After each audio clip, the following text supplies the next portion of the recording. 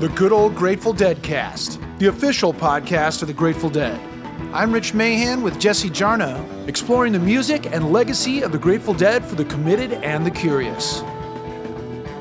Ladies and gentlemen, fellow Deadheads, welcome to Season 7 of the Good Old Grateful Deadcast. I'm your co-host, Rich Mahan. Thanks very much for tuning in. Well, today on this episode, we're continuing our dive into the new Here Comes Sunshine box set, and we'll time travel back to the May 20th, 1973 show in Santa Barbara, California at UCSB for one whole lot of fun in the sun. Speaking of Here Comes Sunshine, Here Comes Sunshine 1973. This new release is a 17-CD limited edition set available exclusively from Dead.net that features 5 previously unreleased concerts recorded during the band's transformative spring of 1973 tour. The shows included in this set are Iowa State Fairground, Des Moines, Iowa, 5/13/73, Campus Stadium, UCSB, Santa Barbara, California, 5/20/73, Kezar Stadium, San Francisco, 5/26/73, and Robert F. Kennedy Memorial Stadium in Washington, D.C. on 6/9 and 6/10/1973. The 6/10/73 show will be available as a standalone release in 2 configurations, a 4-CD set and an 8-LP set. The 17-CD set and the 4-CD set will be released on June 30th and will also be available digitally that same day, and the 8-LP set comes on July 28th, and you can pre-order all of the Here Comes Sunshine 1973 releases now over at Dead.net. Head on over to Dead.net/Deadcast and check out all of our past episodes, including the complete seasons 1 through 6, and you can link from there to your favorite podcasting platforms so you can listen how and where you like to listen. Please help us by subscribing to this podcast, hit the like button, share an episode on social media, leave us a review. Thank you. It's very kind of you, and it helps more than you know. And we have transcripts from many of your favorite Deadcast episodes available for your reading pleasure.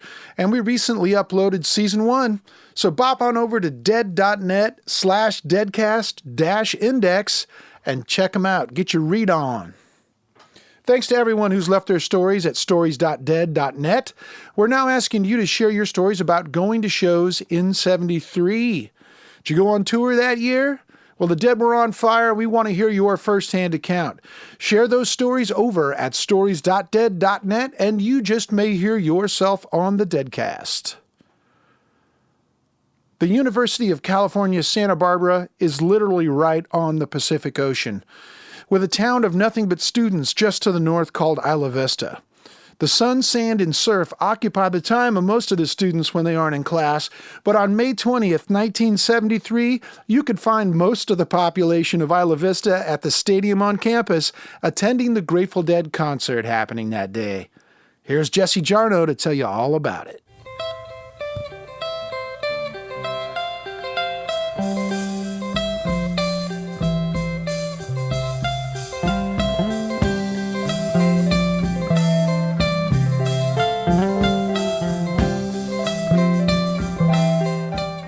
There are many things to love about the new Here Comes Sunshine box set, and we're doing our best to articulate all of them during these 6 episodes of the Deadcast. But one thing I've been appreciating while putting these together is the title. For starters, it's given us some obvious theme music.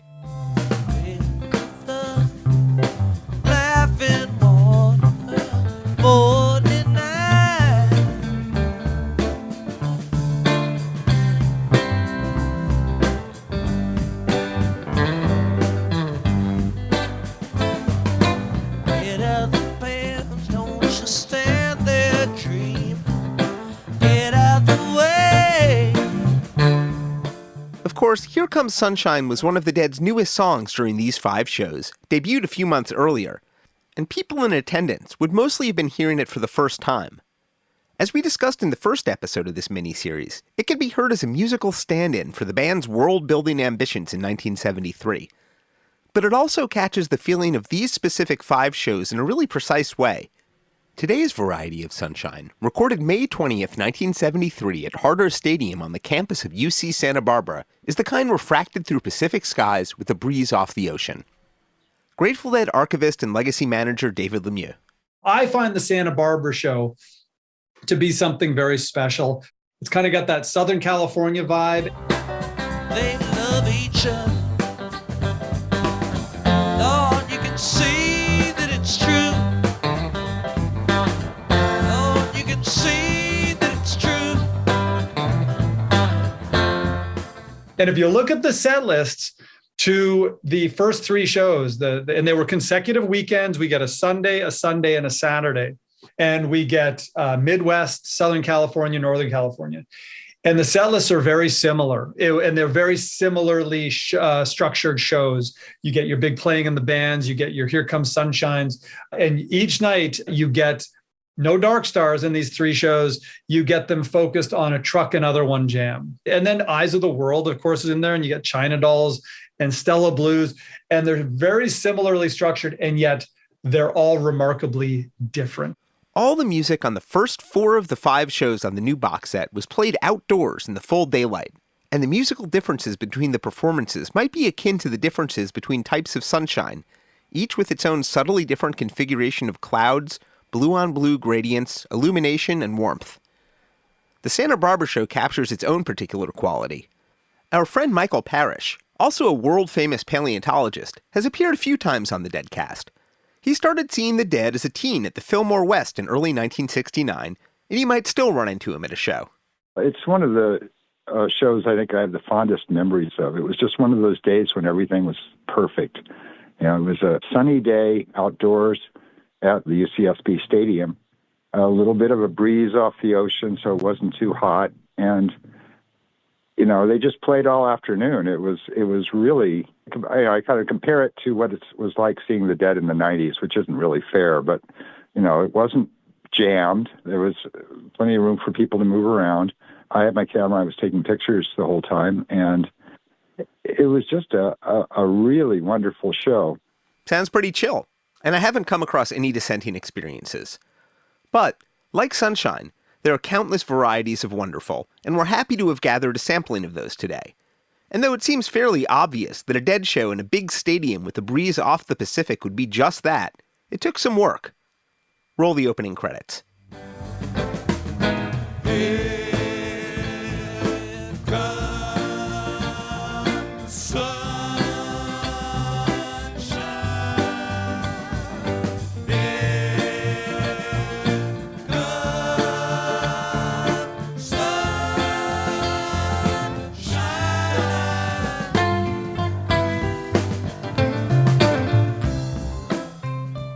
As we feel obligated to mention nearly every episode, the rock and roll touring industry was still figuring itself out, especially at the scale and the quality the Dead were pursuing in 1973. When we dug into the Des Moines show for May 13th, we learned that the local music circuit presentations virtually got their start with the gig, and there's some similarities with the show the Dead played a week later in Santa Barbara, a show put on by Pacific Presentations and Associated Students, UCSB's student union. Please welcome, from Associated Students, Jim Curnutt. I was living in Arroyo Grande, Pismo Beach area, and so I'd go south, go north, go to concerts. I was a real music fan. Well, I was a concert fan. In high school, I had gone up to see a couple shows in San Francisco, Bill Graham, Cream, and I would go to Ventura. So when I got to UCSB, I think it was probably my third year, I applied I became the concerts chairman for the university. And that it was the spring of 72. And so I started self-educating myself in how to work with talent agents and well-respected promoters, Sepp Donahower and Gary Perkins down in Los Angeles.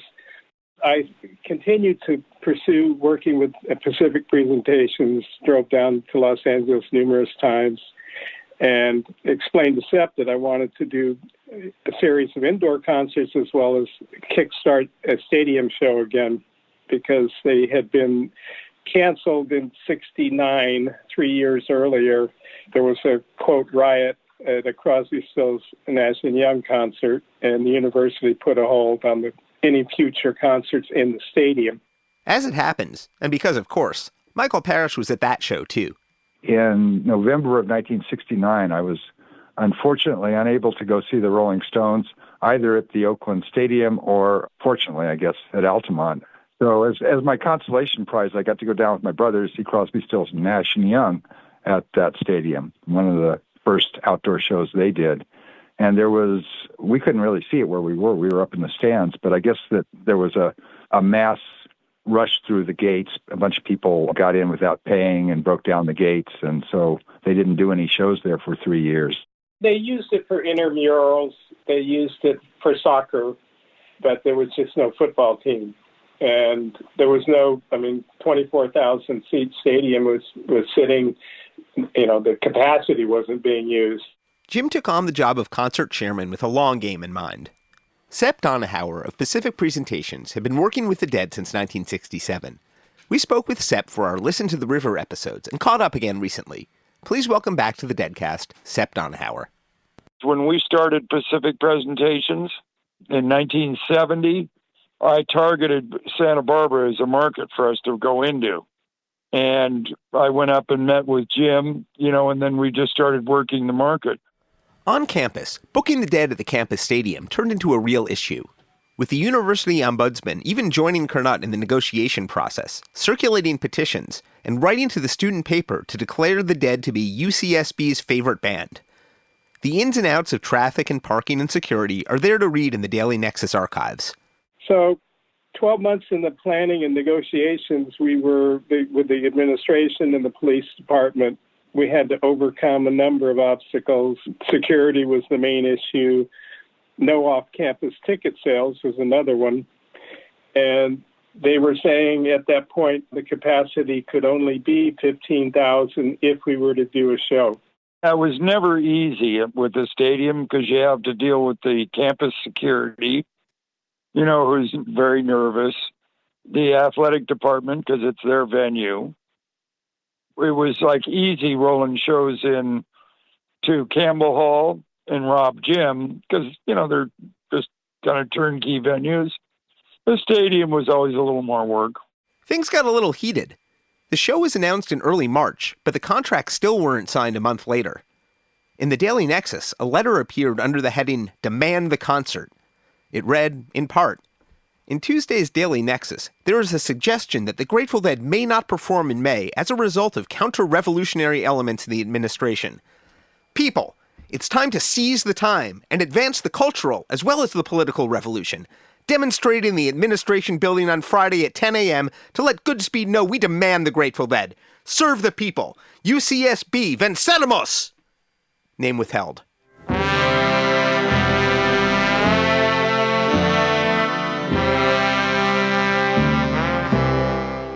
If there were any protests, the Daily Nexus didn't cover them. Though they did review Olden in the Way when they played the Granada Theater in April with Fiddle and Richard Green. We were going meeting after meeting after meeting, and they wanted a secondary security fencing set up outside the stadium, which we did, new entrance gates, and then a definitive plan for security, which included a lot of UCSB police officers, a mounted posse. We had 85 student volunteers. We we established a relationship with a security company called Peace Power, which is the predecessor to National Event Services, and Bob Bartlett, and developed a really good student crew handling the production, the setup, the security, backstage security. Dead negotiations break down. UCSB concert date unlikely, read a headline on April 27th. The planned date was May 20th, and at that point, it had dragged on so long, the Grateful Dead started getting cold feet. They were looking at other cities for that particular date. And we had announced the date March 8th, and by April 30th, we were on the cliff. Either we're going to get it or not. And it was getting shaky in mid-April. And we finally convinced the university to allow the date. They approved it April 30th, which was 20 days out from the concert. If we've learned anything over the past few years of the Deadcast, it's that the live music business still only worked a few weeks out in the early 70s, with lots of last-minute venue and even city changes built into the process. As we mentioned last time, all 5 shows on the Here Comes Sunshine box set are surrounded by gigs that didn't happen. 2 days after Santa Barbara, the Dead were supposed to open 2 nights at the Cow Palace back home in San Francisco. Gigs we'll unpack next time. But Santa Barbara came close to not happening. Until it did. So then there was a rush for ticket distribution, advertising, production, planning, and coordination. I mean, it was nonstop. I mean, we had a good experience with some major acts indoors. So our crew was good. Pacific Presentations was great, and we pulled it off. So at that point, tickets, looking back on it, tickets were $4.50 for students and $5 for the general public. And we had ticket outlets from San Luis Obispo to the north and Ventura to the south, plus all the Ticketron. With the show locked down, Sepp, Donahower, and Gary Perkins of Pacific Presentations went into action. By 1973, they had a good amount of experience with the Dead. I worked hand in hand with Sam, putting the Dead on all over the U.S. I was doing a lot of shows with the Grateful Dead at that time, in the mid-'70s time window, because we were good promoters. We were pretty organized and businesslike, and we were fun guys and always had a good scene, around backstage and, whatever. But my partner Perkins and I, we both had MBAs from USC. We weren't fools. And we spent a lot of time, making sure things ran smooth, and got great graphic designers to do good-looking marketing, stage passes, trying to do it, make it an uptown operation. And the Dead appreciated that. When Sam founded Out of Town Tours, he brought the game to the next level. They were always the same people that were around the Grateful Dead. It just got formalized. I was working with the same people. He just organized it. He had himself and Candelario, and then he had Frances Carr, his sweetie pie, working with him. She was sharp as a tack and very good. They did a great job. Everything got organized. And not only that, but because things ran smooth, the band started playing better. I think their best recordings are from that mid-'70s window, when they were young and full of energy. I think as a promoter, I've got more box sets of Grateful Dead dates than anybody on the planet. Besides the late Bill Graham, that's really entirely possible. Jerry Bass doesn't have a sort by promoter and official release option just yet, but we'll get back to you. The Dead were hugely popular in 1973 for a reason. Ombudsman Jeffrey Wallace's statement about the Dead being UCSB's favorite band might have been provably true. At that point in time on the campus, people liked the Grateful Dead. And when it was finally put on sale, you could see 6,000 students out of, I think we had 22,000 on campus. That's a good percentage of students going to the concert. And it was sold a lot of albums. It was like the local record store where I had tickets. They were ecstatic because people were coming in to buy tickets and buying albums at the same time. As we mentioned before, our friend Michael Parrish was one of the heads who attended the show. I was at UC Santa Cruz. As a student, I was my junior year, and there was a whole bunch of people that drove down together, which was really fun. And we ended up staying with some friends in Isla Vista, which is the little sort of bedroom community for UCSB. We wandered over the night before the show to kind of check out the stadium, and the stadium was lit up, and they were doing a sound check. It wasn't any songs, but it was basically Phil playing with his new toys.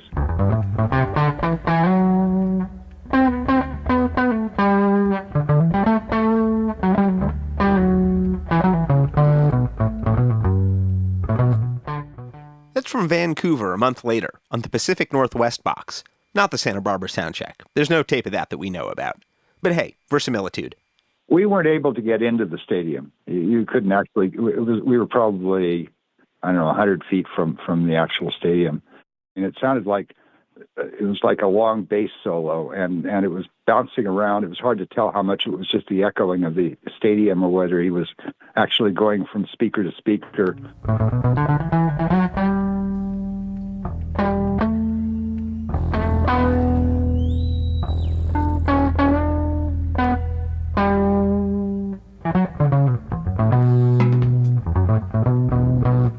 And one thing that's interesting about this show is that the previous time the Dead had played at Santa Barbara was in May of 1969. And I don't know if you've read Michael Lydon's article on the Dead.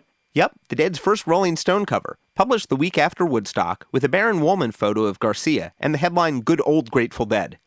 Note to copy editors, like truckin', there's an apostrophe. Basically, it was a disaster. They played after Lee Michaels and the Youngbloods, I think, and the PA was terrible.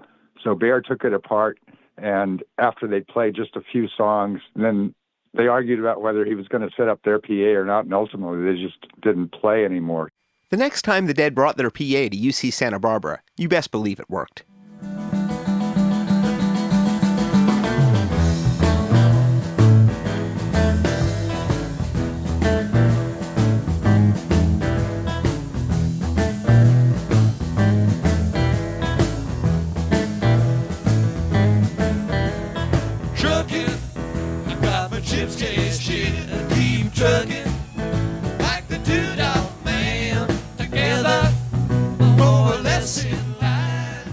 Before the gates open, let's talk a little bit about today's tapes. Grateful Dead archivist David Lemieux. The new box set has 5 shows in it, 5 consecutive shows over the course of 4 weeks. And we have 3 recording engineers. We have Kid doing some of it. We have Betty doing some of it. And we have we have Bear doing 2 of the shows as well. The tapes on Here Comes Sunshine sound great. As so often with 60s and 70s Dead, they're not soundboard recordings, but special submixes created on the fly by the Dead's talented self-taught team of audio engineers. The first 3 shows in here, the Des Moines, Santa Barbara, and Kezar, there was a lot of overlap. There were 2 masters. So we generally were using the Betty recording, but there were portions of those that were missing, in which case, like entire sets, which we've used the Kid for, which sound phenomenal. Kid's recordings sound amazing. As a guy whose background wasn't in the recording world, his recordings, again, we talk about clarity of the instruments. And I feel that Kid's recordings are really crystal clear, as you can differentiate every sound, every instrument, every note. Kid Candelario's tapes are what we'll be listening to today. Well, I told that we've been willing to cry, cry, cry. Don't the clouds try to cover up a clear blue sky. Tears I cried for that woman, gonna flood you, big river. And I'm gonna stride here until I die. Betty's are a little different. They're Betty's. And for the sake of a quick comparison, this is Betty's tape of Big River from Kezar the following week, with a slightly different sonic picture. I met her accidentally in St. Paul, Minnesota. She tore me up every time I heard her drawl, that southern drawl. Then I heard my dream, the back downstream, the port in Davenport. And I followed you, Big River, when you go. Don't that we been feeling, gotta cry, cry, cry. Don't the clouds try to cover up a clear blue sky. There were many shades of wonderful at play at the Santa Barbara 73 show, different for every attendee there. It wasn't a full house, but it was a good crowd. The total paid attendance was right at 15,000. It was 14,922. And 8,800 were non-student and 6,200 were students. So we had a good student turnout, but a good public turnout. One of those members of the public, seeing the Dead for neither the first nor last time, was Bob Student. Bob grew up in San Bernardino and started seeing the Dead in 1969 before a 2-year stint in the Army, where he thankfully only got sent as far as Hawaii, where he served as a base photographer. When I got out of the Army, what I wanted to do was get a van, drive around the country, and pick up hitchhikers. So I got out in 1973, went back to San Bernardino, got myself a van, and visited a friend of mine in Ventura because she said she had tickets for the Dead. And that was the Santa Barbara show. It was the beginning of a long adventure with the dead. When I went to Santa Barbara, there was less than 30 people out front selling bootleg shirts, weed, doses. 30 people entailed Shakedown Street, and they were in groups of 4 or 5, hiding from the promoters that would chase them away, you know? When I was on tour in 81 to 83, there were about 300 people. When we went to Boise, Idaho, I actually went out down Shakedown Street and counted 300 people, cars, selling T-shirts and everything else. Then again, when I was a Rock Med volunteer in the 90s at the Oakland Coliseum, about 93, there was a show, and there were over 3,000 vendors selling their fatty burritos and everything else. With the dead getting bigger each year, they were attracting new fans at every show. At Santa Barbara, one of those was 17-year-old Gary Wulfing. I had American Beauty, and one of the first albums I got was the Skull and Roses. I mailed the postcard off and all that. Who are you? Where are you? And got on the mailing list and everything. I've never been to a rock concert before. I ended up graduating at midterm in January, and my 2 buddies from high school invited me. And so I thought, that sounds like it'd be fun. And I went down there and I just had the time of my life. There was cops inside the place, but they were just standing like security guards. They weren't bothering anybody, kind of like a free-for-all. Jim Curnutt. There was no security problem. People were well behaved. I mean, they were having a good time. It was just a beautiful sunny day, and it couldn't be better. They even had shirts made up with the phrase seen on the poster. I was reading a comment online from a student who we had, of the student volunteers for the security, it was like the line monitors. We had given them T-shirts saying, "No drugs, no glass containers." And this guy he goes, "That was my favorite shirt. I loved wearing that shirt." And I went on a trip and my roommate stole it.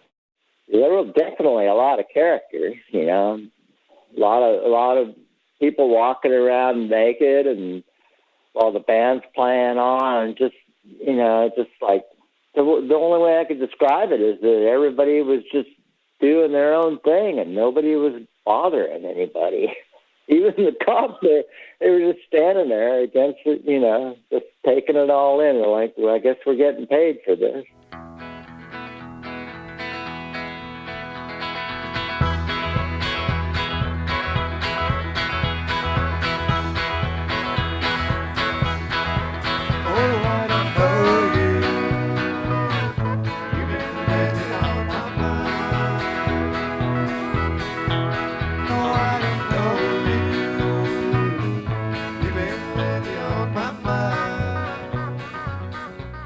As happens so often, the new writers were opening, and it was pretty close to the end of Dave Torbert's tenure with the band, but they put on a great show. And one of the pictures I have that's kind of funny is a picture of Phil backstage wearing headphones, listening to the new writers while they were playing. And then you could see Marmaduke and Buddy Cage and some of the other, and I think Spencer, behind the Dead while they were playing. So again, it was sort of an extended family thing. I think, because it was the only the second time that the Dead had played in California that year, so it probably was kind of a big vacation for most of the Dead family as well. Rosie McGee of Fly By Night Travel took a casual weekend jaunt down to Santa Barbara with her new travel agent privileges and snapped some great photos that you can see in her Dancing with the Dead memoir, as well as her sumptuous recent collection of photos, which we've linked to at dead.net/deadcast. Naturally, we had to ask what she remembered about that gig. Nothing.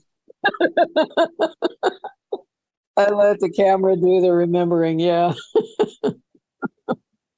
No, I don't specifically remember that. Okay, fair. Rosie had been seeing Dead shows continuously since the very beginning. I'd been like what I call the heart of the beast. I'd been in the heart of the beast since 1965. And by then I was like, okay, what else can I do? And they were on a trajectory that went on without me for a while. In fact, the Santa Barbara photos would be her last photos of the Dead for a half-decade, a not-quite endpoint in the body of photography Rosie began in early 1966.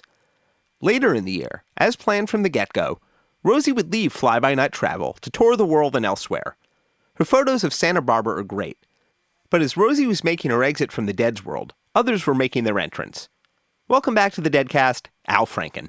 My partner, Tom Davis, we were a comedy team, Franken and Davis, and he was a Deadhead before me. The two began their comedic partnership in high school, but Tom wasn't quite university material. I was going to Harvard, and Tom was not a very good student, but the spring term of my senior year, he just stayed in my dorm room. Tom had been out to California earlier in the year and had his mind blown at the Maples Pavilion, his own first Dead show. A story you can read in his killer memoir, 39 Years of Short-Term Memory Loss. Tom basically played Frisbee, smoked a lot of dope, and therefore fit in very well. And no one... It was funny because we had a whole system to feed him. And there was a main dining room, but there was another off dining room. And my friends snuck him food. We got him food in the little off dining room until they figured it out. And then it was very, very circuitous and tricky how we fed him. But we got through the whole term. And then after I graduated, Tom and I and my wife, we drove out to L.A. in a Volkswagen van. And Tom was a Deadhead at the time, and I'd heard the Dead, and I'd heard, on some albums, but I wasn't a Deadhead. And so we get to L.A., and when is this concert, by the way? So I can tell you exactly about how long after we arrived that this happened. That'd be May 20th. Okay, that sounds like a day after we got there. So, well, I don't know. We were going to start out in comedy, and maybe we just said, okay, let's go to the Dead, take some acid, and we'll get some ideas. Stranger things have happened at people's first Dead shows, of course. To spoil a few twists, Franken and Davis would land jobs as writers on Saturday Night Live's inaugural season 2 years later, sharing an office and a salary. But they had some Dead shows to catch first. Like Al Franken and Tom Davis, Gary Wulfing got himself set. And we met these girls, and they were sharing a big plastic milk jug, a gallon milk jug of wine with us. And then when we got down to the bottom of it, we saw about 20 pieces of water acid circling around on the bottom of the jug. And wow, it was on from there. Had you dosed before? Oh, yeah, I have. Otherwise, I might not have known what all those papers swirling around on the wine were. Okay, cool. Just checking. I didn't know what to expect. I just knew I was going to a concert and that I liked certain songs. And oddly enough, they opened that show with Bertha, one of my favorite songs, and still is.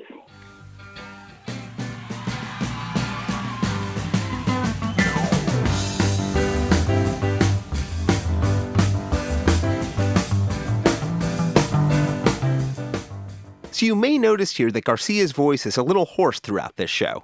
I had a hard run, running from your window.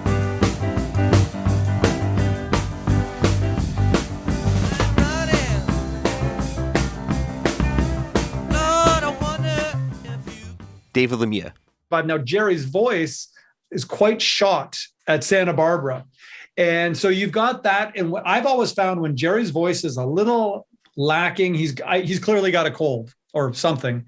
When that happens, there's a little pep in his step when it comes to his guitar playing. And of course, when any of the five guys on that stage are playing a little, I don't want to say better, but a little more energetically, the rest of the guys pick up on that. Since it costs a lot to win, even more to lose, you and me better spend some time wondering what to choose. Sounds a little uncomfortable. But about Garcia's voice in Santa Barbara, funny story. Sepp Donahower. You see that picture at UCSB Stadium where Cutler and I are standing kind of on the field at the entry to the stadium? We have, and we've posted a link at dead.net/deadcast. At that show, Garcia had a cold and he couldn't sing. He could barely talk before the show. Jim Curnutt. Jerry had a sore throat. We had ambulances on site, so we had a doctor on site. So I had to get the University of California doctor, the health department there on the university, to write a prescription for cocaine. It wasn't our doctor. It was a backstage doctor. Dr. Brown, if I remember correctly. He was a doctor in Los Angeles that Sepp had brought up as a backstage. Now that sounds apocryphal. A prescription for coke. And so they sent, the prescription was for a narcotic and an atomizer. And they were going to spray it down the back of Jerry's throat to to anesthetize his throat so he could sing. And I sent my roommate down to a pharmacy to fill it. And they looked at him and said, "We don't carry it in water solution. We only have alcohol." So he brought the prescription back, and the doctor threw it on the ground. He says, "I said water, not alcohol." So I had to send him back down to another hospital. And they looked at it and said, "Well, this is going to take, we can't fill this until tomorrow." And so my roommate, Jimmy Clark, said, "Well, I've got 23,000 kids at the stadium right now waiting to see Jerry Garcia. Are you going to fill it?" And so they filled the prescription. He came back. Because somebody told me the magic mixture to make so he could sing. So we got this prescription, ran down to the pharmacy and got a bottle of liquid Merc, mixed up a concoction for him to gargle, with, lemon and honey and cocaine or whatever, and cleared him up, and he went out and sang. We do feel obligated to point out here, for both obvious reasons and perhaps less obvious ones, that this was pharmaceutical cocaine, quasi-legal, and guaranteed not to be sketchy. I'm telling you, it was real bad. I mean, it was like, oh, God, he can't sing. So it was actually a realistic, valid use of a drug, and something actually that it's designed to do from a medicinal standpoint. And it worked. There's some squeakiness, but it hardly gets in the way of the music. And I remember we took the rest of the bottle, poured it on a plate, and let it dry in the sun and snorted it all. Yep, guess that'll happen. So about 6 months later, I get a notification from the health department, UCSB health department. We hadn't paid for it. And so the bill had come in, I think, for $4.50 for this prescription. And the health department said, "We don't know anything about it." It was dealt with. Okay, all right. But I have my suspicions. I need a little bit more verification on that story. Years later, I Googled or something. I saw a picture of the bottle online. I went, "Oh, my God, there it is." Because everybody was getting a real chuckle out of that one backstage. Somebody had it for sale on eBay, and it had Jerry's name on it. The cocaine vial for, the UCSB pharmacy or some, whatever. And it was somebody bad. They got it listed on eBay. I used to have a picture of it, and it was a nice looking, dark brown bottle. I can't seem to find any images, but the bottle does seem to be floating out there somewhere. Maybe some World Wide Web conjurer can summon it from the depths. Anyway, that's why Garcia's voice sounds like that. Don't you let that deal go down. Don't you let that deal go down. Don't you let that deal go down. Don't you let that deal go down. No, no.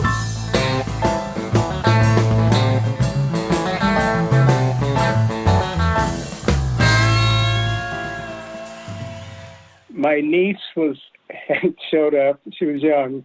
She got up on stage with about 20 roses and was throwing them into the audience. And I still kid her about that. Michael Parrish. It was such a good feeling event. I saw them play better for sure, but that was one of the shows I probably enjoyed the most. Al Franken. It was one of these outdoor concerts, beautiful day, amazing concert, and that was it for me. That was it, So that was it.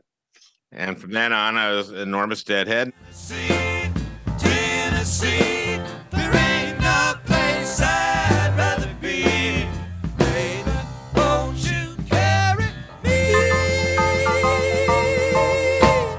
back to Tennessee?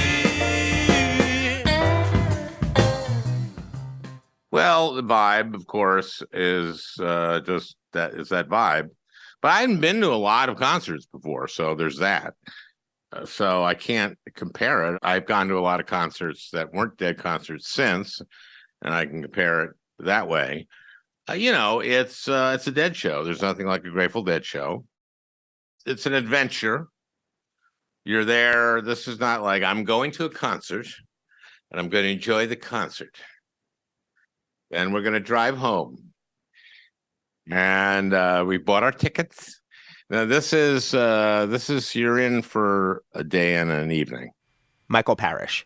It was 3 sets of Grateful Dead music, and they only did that, I think, 4 times in 1973. They had done it the previous week in Des Moines, and then RFK and also the show at Kezar were all 3-set shows. But that was pretty much it for the year. Yep, that's the new Here Comes Sunshine box set, dude. Now the race is on and here comes pride of the backstretch. Heartaches are going to the inside. My tears are holding back. They're trying not to fall. My heart's out of the running. True love scratch for another say. The race is on and it looks like heartaches. And the winner loses all. Bobby Aceweir had sung The Race Is On by George Jones during the 1970 acoustic sets with the New Riders of the Purple Sage, but it had only jumped into the Dead's electric repertoire that spring. Not that anybody was really keeping score at that point. I remember loving the crowd. I've been to so many concerts since that my memory of them isn't all that different from the memory of the last one. It actually is, because the last one was at Citi Field at this last tour, and that one had a much bigger age range. Bob Student. I had the brand new Super 8 video camera that I had just purchased to celebrate my getting out of the Army. And I shot 6 minutes at the show. Of course, there's no sound. And I had it on Super 8 tape. Bob's footage is now online, and we've posted a link at dead.net/deadcast. It's really fun. Linearly, it's only a few minutes, but Bob ran the camera in time-lapse for large chunks, capturing some cool phenomena, including the moment the crowd goes from sitting to standing when the Dead come on. The camera had a intervalometer that you can attach to it and do frames, and that's what I did. I was playing with my new camera. One genius shot is when Bob locates a semi-comatose dude sitting with his arms slung over the railing, while in time-lapse, hundreds of concert-goers mill by him at fast speed. Really, you could set it to Philip Glass's score to Koyaanisqatsi. I set the camera on the rail for the guy who was on the rail.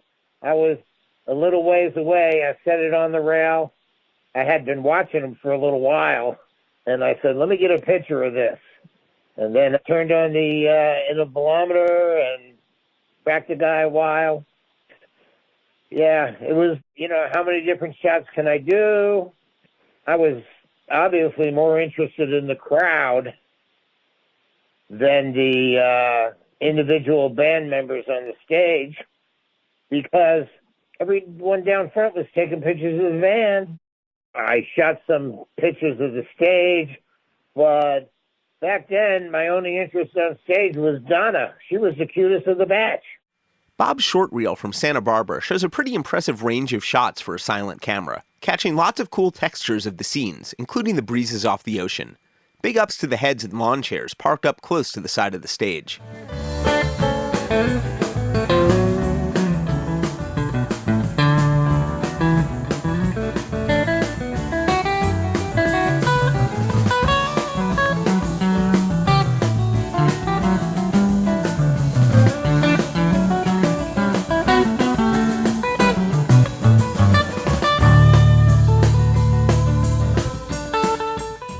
In the spring, the Dead had moved the so-called Feelin' Groovy Jam into a regular home between China Cat Sunflower and I Know You Rider, as we just heard. At Santa Barbara, I like the little melancholic turn they make just before the drop into Rider.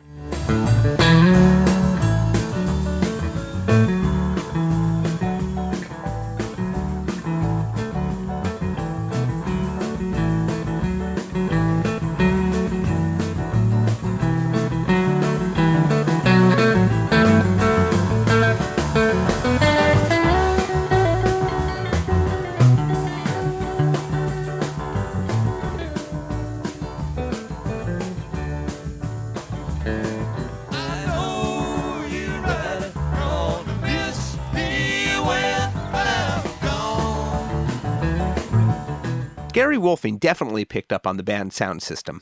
The sound was really good. The Dead had debuted the newest version of their sound system in February at Stanford.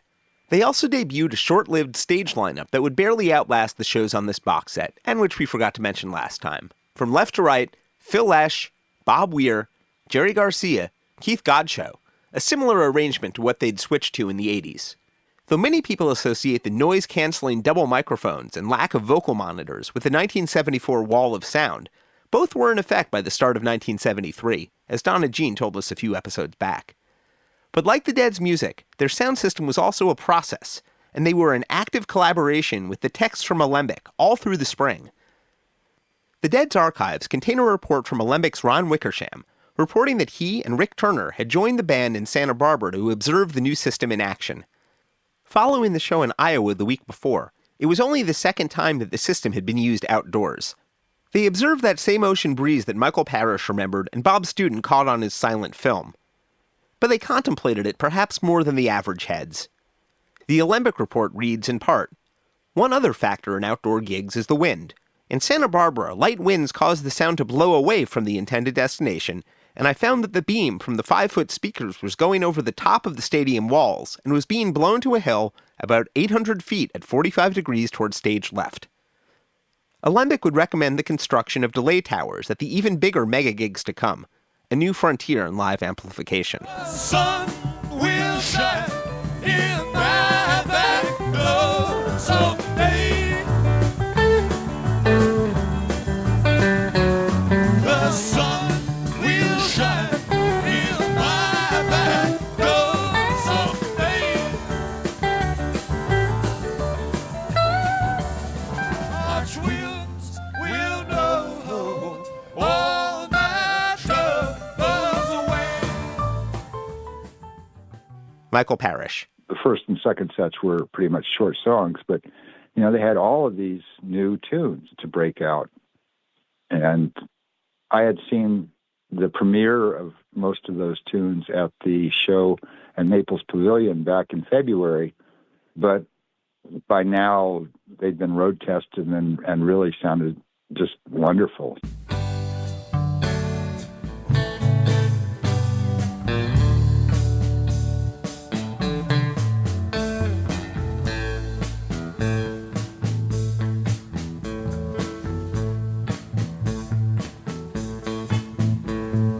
Julie catch a rabbit by his hair.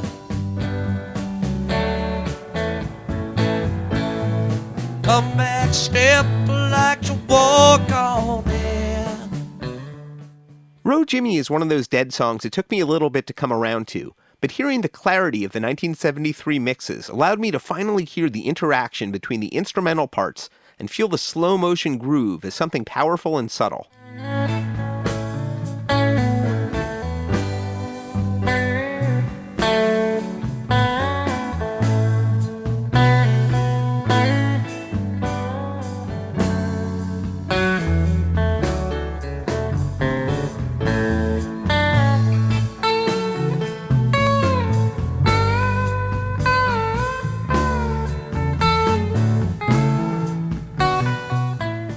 had started slowly trading tapes.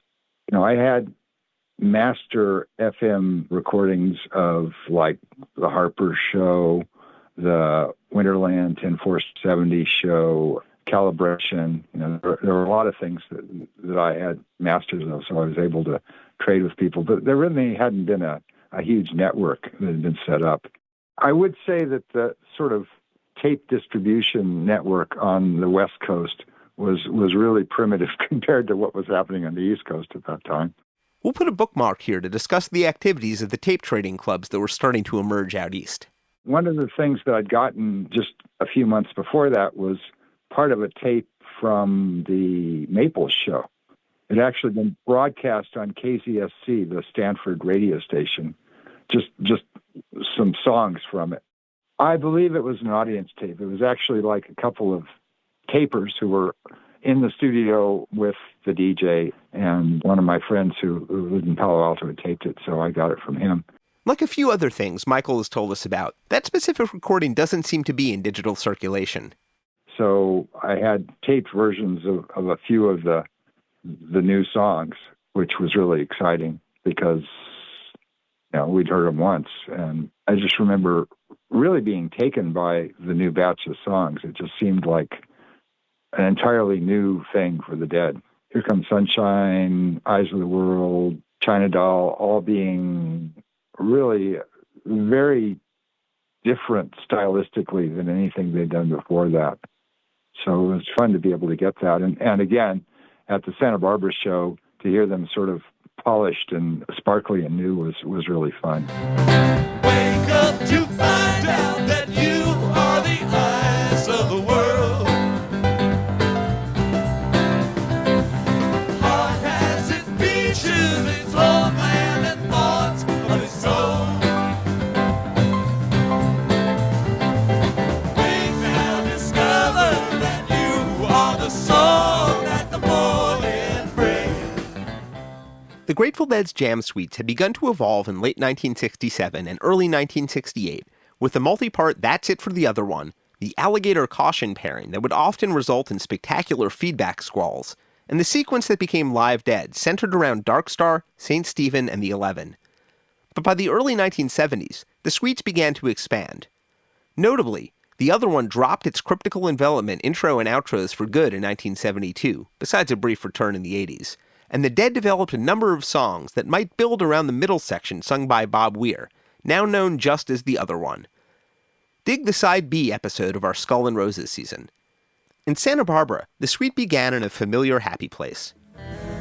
Trucking, I got my chips cashed in and keep trucking like the two-dog man. Together, more or less in line, just keep trucking.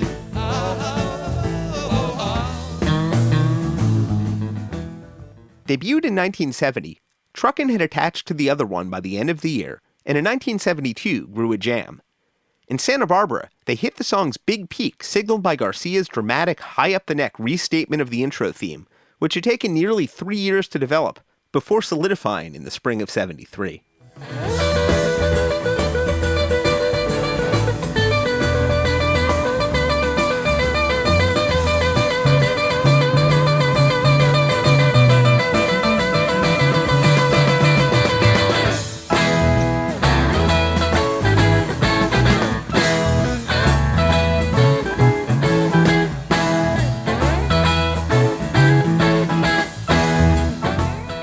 And they detour through the theme of Nobody's Fault But Mine by Blind Willie Johnson, a Garcia motif for years, here played with a slide.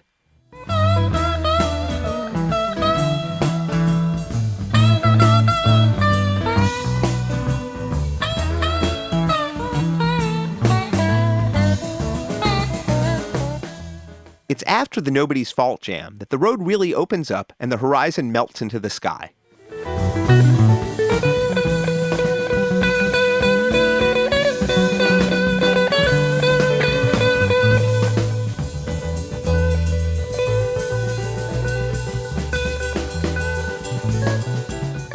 And then the sky becomes the territory.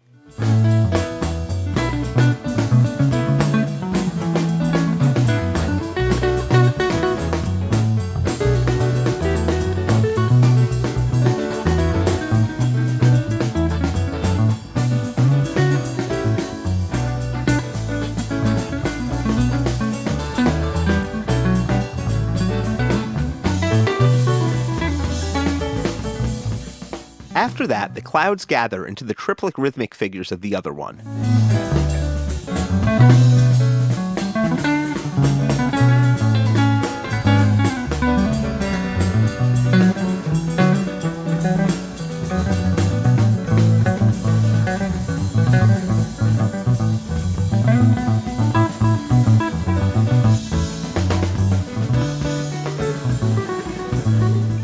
But the other one is more like an island in the sky, and after the verse, they're a sail again.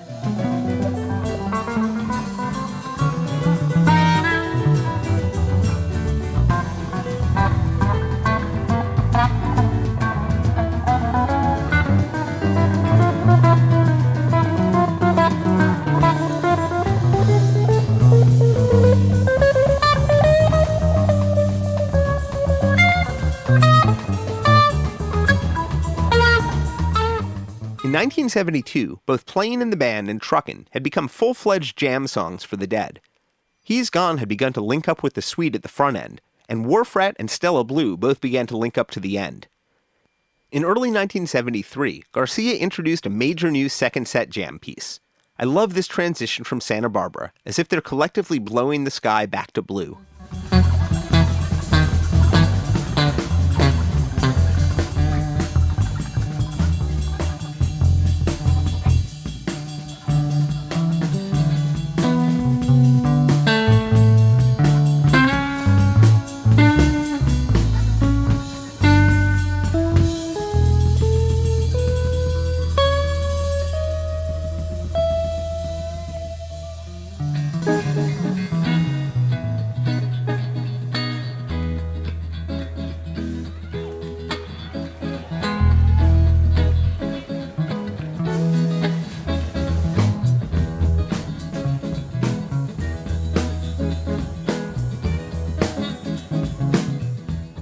It's easy to hear why Michael was taken by Eyes of the World, even before it developed its wild, collaboratively written ending.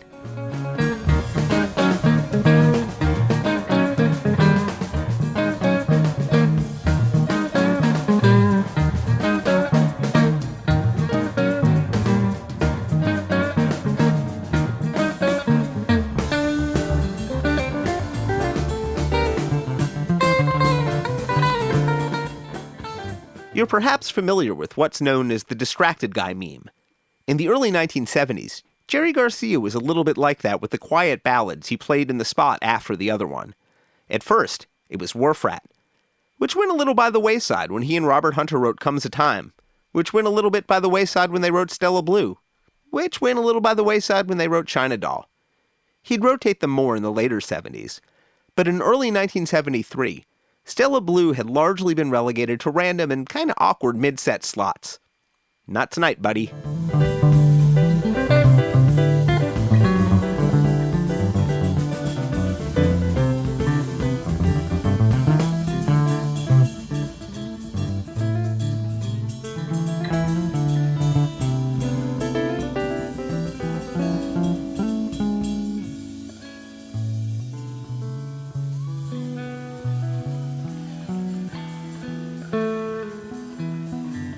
You can hear the band's musical question mark as Garcia moves into Stella Blue, the sound of a band without a set list.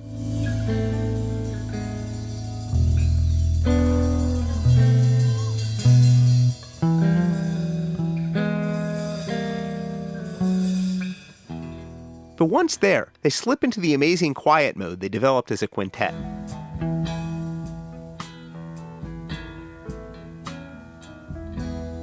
All the years combined,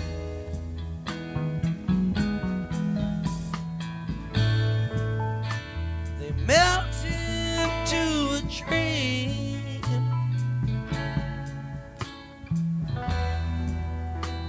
A broken angel sings from a...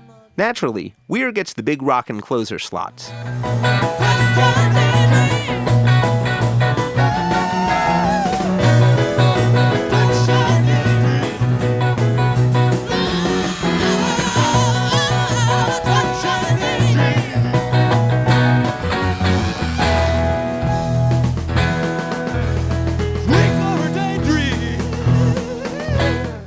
All in all, it'd been a lovely afternoon.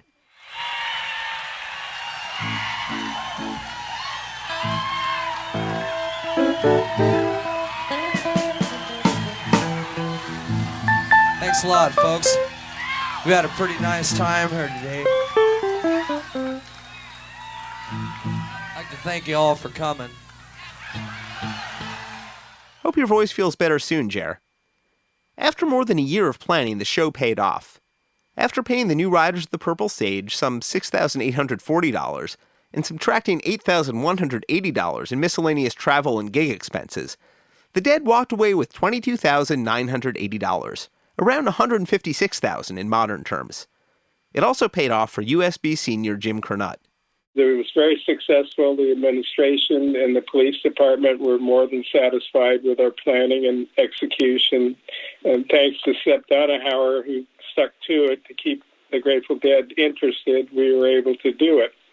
At that point, I convinced the university that a paid professional was needed to help students organize and promote the concerts, and I created a job for myself, or I got the job.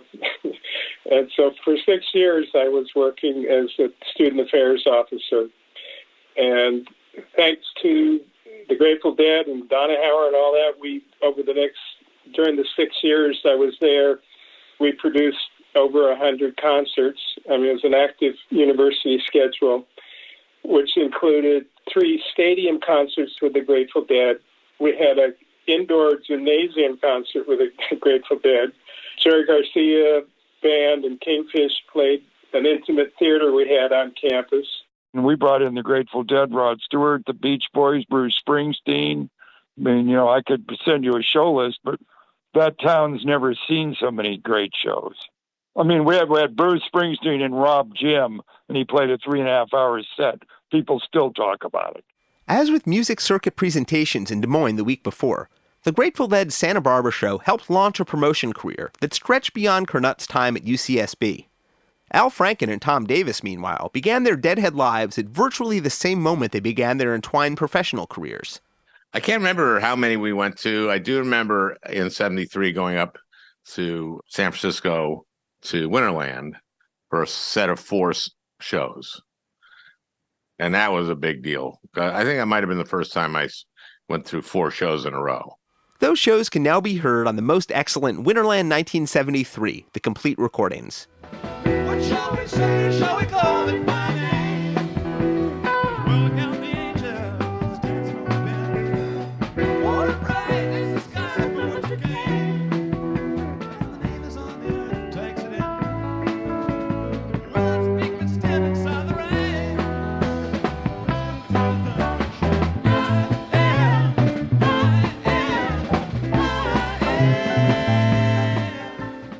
Lots of Deadheads have commented over the years that the Dead's extended passages and long shows have created good spaces for brainstorming and problem solving and general unchecked creativity. While Al Franken and Tom Davis might not have come up with any new comedy bits in Santa Barbara, Dead shows did become part of their process. I did a lot of thinking at these things. I used to do a lot of writing, actually, for SNL when I was at the concert. I was very free associative. But you feel connected to these people, certainly, but also kind of you just go, oh, I wish humanity could be like this. And then I would do a lot of thinking during it and a lot of dancing, but I loved being at the concert. And they were actually productive for me. Sometimes there was a drug involved too. I wouldn't want to bring a notebook. I guess I could have put a little notebook in my back pocket, I suppose, but I didn't need. That wasn't what was going on. I was pre-associating and going, and just or I'd be working on an idea I had. In early 1975, Al Franken and Tom Davis would graduate from being Deadheads to being in-house Deadheads in the lunatic-occupied Saturday Night Live writers' offices on the 17th floor at Rockefeller Center. They would be responsible for luring network television to the Dead when the Dead made their SNL debut in 1978 and provided comedy bits for the Dead's closed-circuit Halloween 1980 telecast from Radio City that became the concert film Dead Ahead. One of the bits was a pretty incredible tracking shot gag that involved all 6 members of the Dead. It is. All the stuff backstage was one take, and then we don't cut until we get onto the stage right on the stage at Radio City. The first part of it, the going backstage and offending them all and being assholes, all that, was shot in San Francisco. Which meant Al Franken and Tom Davis got to catch a bunch more shows, including the telecast itself. Tough gig. They did 3 sets that night, and the acoustic set is beautiful.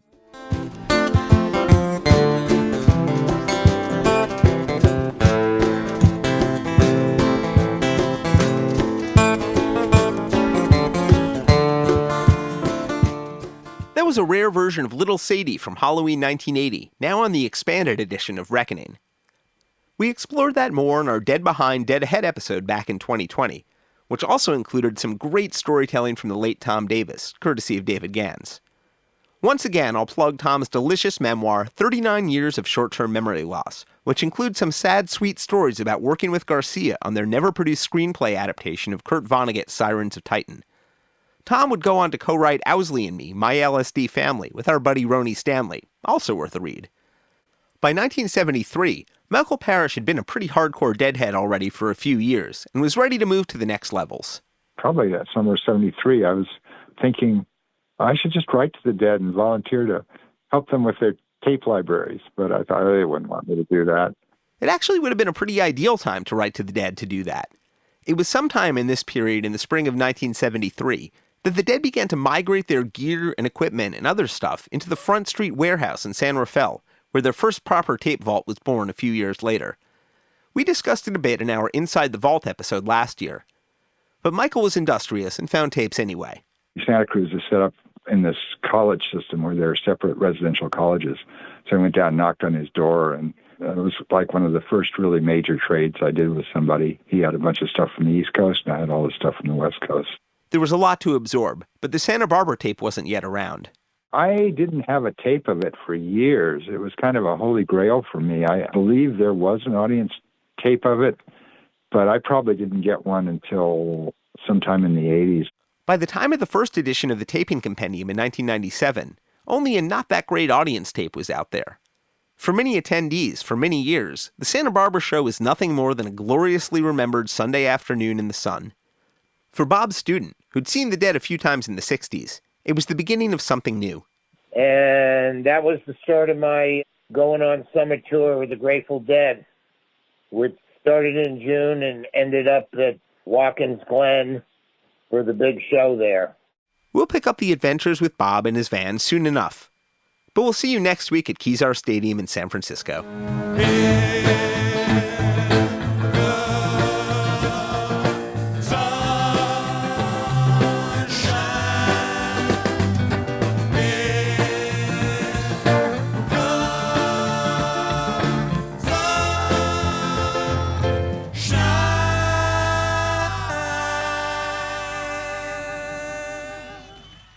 Thanks very much for tuning in to the Good Old Grateful Deadcast.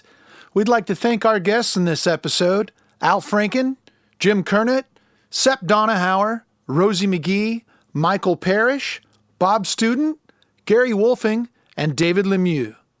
Extra special thanks to friend of the Deadcast, David Gans, for contributing audio from his extensive interview archive. Thanks very much for tuning in. Don't forget to like, subscribe, and share an episode on your social media. And give us your 1973 tour stories by recording yours over at stories.dead.net. Executive producers for the Good Old Grateful Deadcast, Mark Pincus and Doran Tyson. Produced for Rhino Entertainment by Rich Mahan Productions and Jesse Jarno. Special thanks to David Lemieux. All rights reserved.